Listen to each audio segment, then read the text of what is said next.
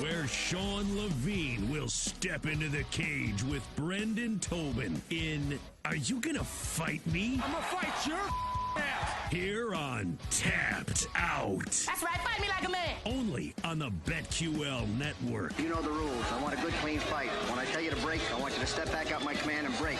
Now go back to the corner and come out fighting at the bell. I've been stressed out all day. I got to fight somebody. So, sorry, BT, you're the guy. Brendan Tobin, Sports Machine Sean Levine. Segment's called You Gonna Fight Me. BT, you're going to fight me if I say, I think Triple C should have had a warm-up fight before fighting for the belt. I get it. When he retired, air quotes, he was the champ. But there's a long line in front of him. Okay, so you're saying that it's just unfair he's getting a title shot right away, rather than you think it's just too much too soon? No, not too much too soon. Unfair. Come back, have not even a tune-up fight. Fight like one of the top, dude. Fight any of those guys. You know, fight Cheeto, fight Sean, fight any of them, and then fight for the belt.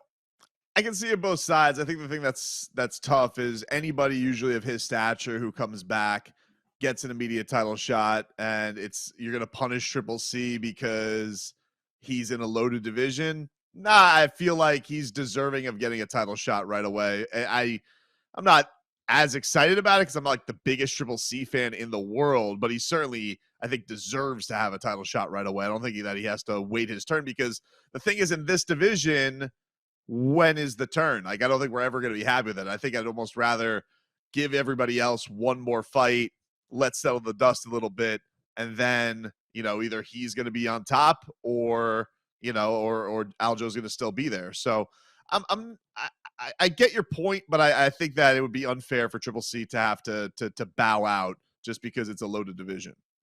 Well, just to play devil's advocate, what about those guys that are at the top of the division? Isn't it unfair to them that Triple C just decided, I'm going to unretire, jump back in the USADA pool, and then he gets to fight whenever he's ready, essentially? Like, what about Sandhagen? What about Cheeto? What about Sean? What about all these different guys that have worked their way up to fight for the belt next? I mean, it feels like, especially with Sean, we're just kind of in this holding pattern right now, because he was essentially told, or at least he told us that he was told, that he's going to fight for the belt next. So, like you're saying, when is next?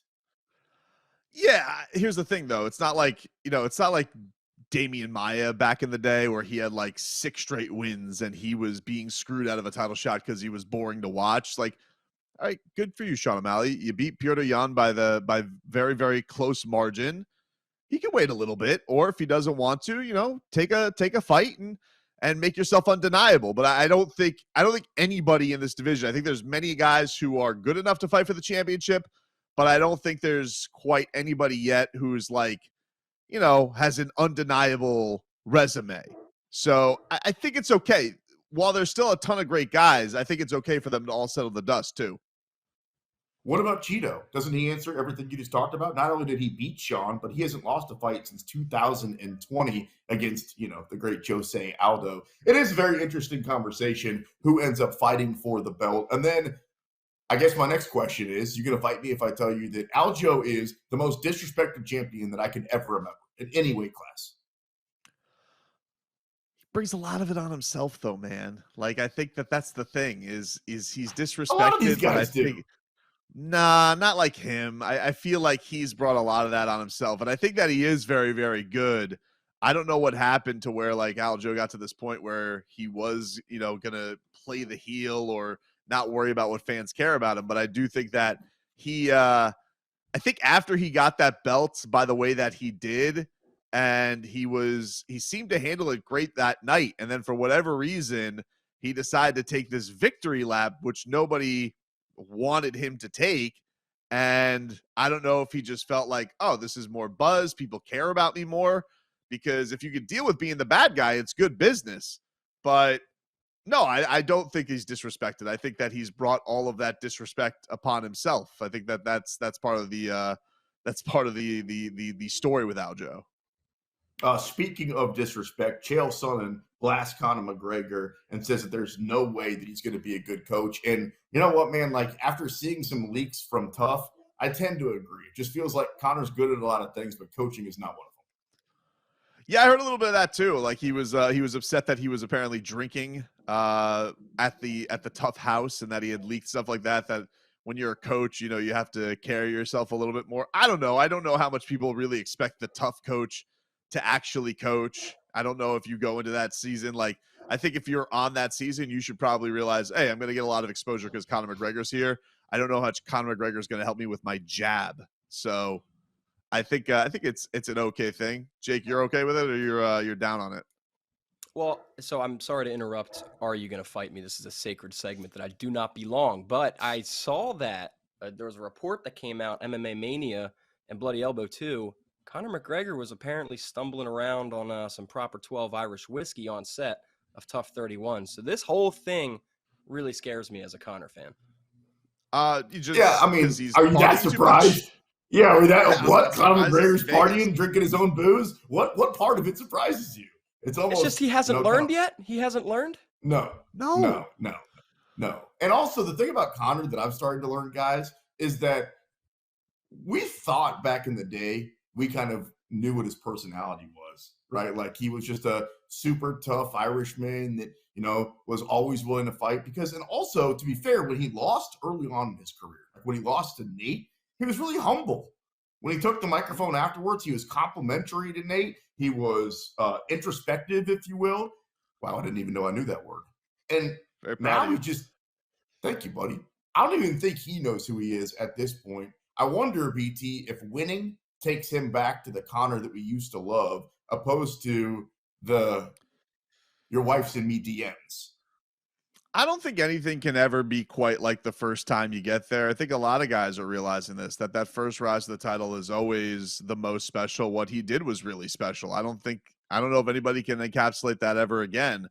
I also think it's way different to be one of the most famous athletes on the planet and try and be in a reality show like you're not already like Conor McGregor doesn't need the Ultimate Fighter. I'm a little surprised he's honestly doing it. So to get through that, you know, is he getting to the sauce? Yeah, we know Conor McGregor likes to party. If you guys didn't know that, newsflash, he likes to party. So I don't know. If you guys think that there's ever going to be that time where Conor gets back to being one of the best pound for pound fighters on the planet, I think that time's over. And it's okay. What he did was magical and special and will forever live in UFC history. That's why we're all going to tune in to see him. But I don't think he's ever going to be the guy where we are going to consider Conor McGregor one of the best to do it. He hasn't looked like that guy in a very long time. And now he's coming off a devastating injury. And yeah, he seems to like to party. You want to know why? Because he has hundreds of millions of dollars. So he's going to party.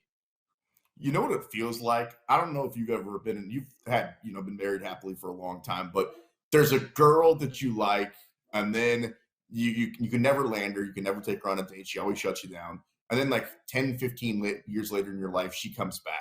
And you want to make it out to be like she's still the same person, right? She looks the same. She acts the same. You like her the same. But the truth is, times change. And my only reason for using that analogy is with Conor McGregor, if you're expecting him to be that guy that you fell in love with when he was knocking out Jose Aldo and when he was taking on Frankie Edgar and Chad Mendez and Dustin Poirier, how long ago was that, BT? 8 years ago? 9 years ago at this point? Just look at the Poirier 2 and 3, how weird they were. Like you mentioned, you know, Conor McGregor handling the Nate, like the first lead up to the Poirier rematch, he was super nice with Poirier. He was going to donate to charity. You know, they were arm in arm as they left. Remember the Cowboy thing? He borrowed his hat and all. That's not cool. I don't like that. And so I felt a lot of like the trilogy was him trying to tap into something. Like he was almost trying to get back to old disrespectful Conor who can rile up an opponent. I just don't think that guy's there anymore. I don't think he genuinely feels that way. I don't think he's going to feel that way against Michael Chandler. I'm not saying he can't beat Michael Chandler. Maybe he will, but you know, beating Michael Chandler right now, that's a nice win, but it's not, oh, you're ready for a title shot. It doesn't mean you're going to beat Islam. That doesn't mean you can beat Volkanovski. It doesn't mean that you could beat, we know he can't beat Dustin right now. Could he beat Charles Oliveira? Like all of these guys, I feel like, could he beat Beneil Dariush? I don't think so. So, and I don't even know if he can make that weight class anymore. We don't even know where he's going to fight. That's the thing that's also crazy about this. Beneil Dariush has a fight coming up against Charles Oliveira. What a banger that's going to be. We'll talk about that coming up later on in the show. You're going to fight me if I say, I think we're going to see Francis Ngannou back in the UFC at some point. It feels like now that it's like a month removed from all that, it didn't really end that dirty. And it doesn't appear like he's got maybe as many options, money-making options as he thought. And he's not necessarily that old. You're going to fight me if I say, I think we'll see him in the UFC again. No, I'm not going to fight you. I wouldn't even be surprised if John wins this fight that he calls him out, and then that's the next fight to make. You know, like John had some interesting quotes this week about, you know, it being Francis's fault that they're not facing and that he didn't bet on himself, which is like 2 weeks after he said he was happy for Francis. So that kind of turn made me feel like, oh, you know, John's going to try and set up a monster fight here with his comeback to, you know, make the next fight even bigger. So, no, I don't want to fight you on that. I do think Francis is going to be back, and I wouldn't be surprised if he's back before the end of the year fighting John. Masvidal's still about a 4-1 underdog versus Gilbert Burns. And for the record, I think Burns wins, and I think Burns takes him out inside the distance. That being said, you're going to fight me, and I don't think you will. Jorge's way too big of an underdog because he's definitely a live wire. Not going to fight you on that. Spoke to George this week about this upcoming fight. The only thing that stood out to me is that I think George does realize that he's 38 years old and does feel like the end is kind of near. So he knows this is do or die. Looks in great shape. Like, looks like he is really taking it very, very seriously. But he knows that this is a guy who's really, really tough. And Gilbert has made strikers like Stephen Wonderboy Thompson. He's kind of neutralized that, but he also has shown a propensity to want to stand and bang. So in some ways, I feel like Gilbert can dictate the fight. But if he does want to give George those opportunities, yeah, George is definitely he definitely has the hands advantage if it is able to be standing at any point. Listen to my guy. I was talking to Masvidal earlier this week, and he told me this, and must be nice being down there in Miami. You're gonna fight me if I say Cocaine Bear is a must-see movie. I'm going to see it after the show tonight. Oh, no, I'm not going to fight you. In fact, the only thing I'm fighting you on is that I'm jealous that I'm not there with you, buddy. I wish you could come, man. Like, I would save you a seat. I would buy you a popcorn. I would love nothing more than to have you watching Cocaine Bear next to me tonight after the show. Coming up next, a lot of fights have been announced. We break it down on the BetQL network.